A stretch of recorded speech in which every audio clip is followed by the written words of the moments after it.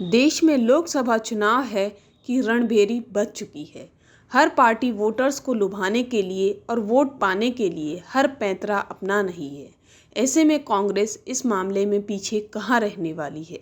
और जब बात हिंदू मुसलमान की हो तो देश में सियासत का आना तो मजबूरी बन जाता है, क्योंकि सबका साथ और सबका विकास केवल और केवल बड़े मंचों से ही अच्छा लगता है।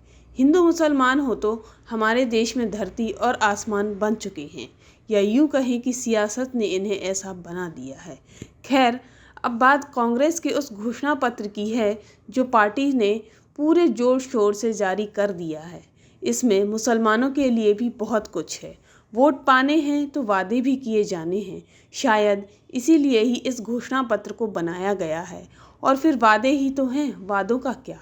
कांग्रेस ने लोकसभा चुनाव 2024 के लिए अपना घोषणा पत्र शुक्रवार को जारी कर दिया। कांग्रेस ने इसे न्याय पत्र नाम दिया। खास बात यह है कि कांग्रेस के इस घोषणा पत्र में अल्पसंख्यकों के लिए कुछ बड़े ऐलान किए गए हैं, जैसे कि खान पान और पहनावे की पूरी स्वतंत्रता दी जाएगी। घोषणा पत्र में कहा गया है कि कांग्रेस ये सुनिश्चित करेगी कि देश के हर एक नागरिक की तरह अल्पसंख्यकों को भी पहनावे, भोजन, भाषा और पर्सनल लॉ को लेकर स्वतंत्रता हो। हालांकि हम पर्सनल लॉ में सुधार को प्रोत्साहित करेंगे।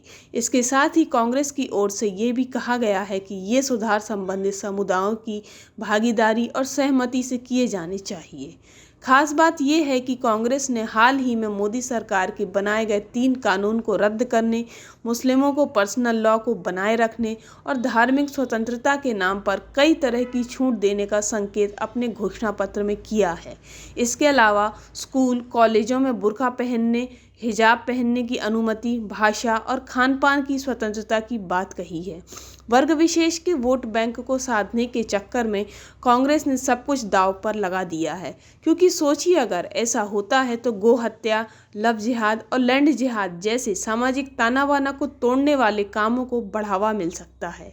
यहाँ तक हेट स्पीच के नाम से हिंदुओं की स्वतंत्रता की दमन, मुस्लिम जजों की नियुक्ति करके न्यायपालिका को धार्मिक आधार पर बांटने की कोशिश और जाति जनगणना कराकर हिंदुओं को बांटने का संकेत दिया गया है। अपने घोषणा पत्र में कांग्रेस ने वादा किया है कि देश में उनकी सरकार बनने पर वह जाति आधारित जनगणना कराएगी। इसके साथ ही आरक्षण की अधिकतम सीमा को बढ़ाकर 50% से ज़्यादा करेगी।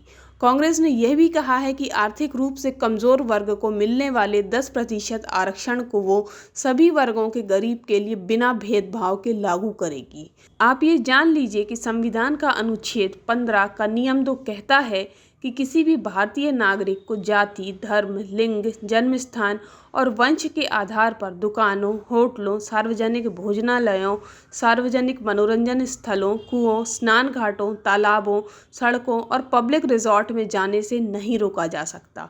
यानी कई मामलों में इससे हिंदुओं और मुस्लिमों के बीच टकराव बढ़ेगा।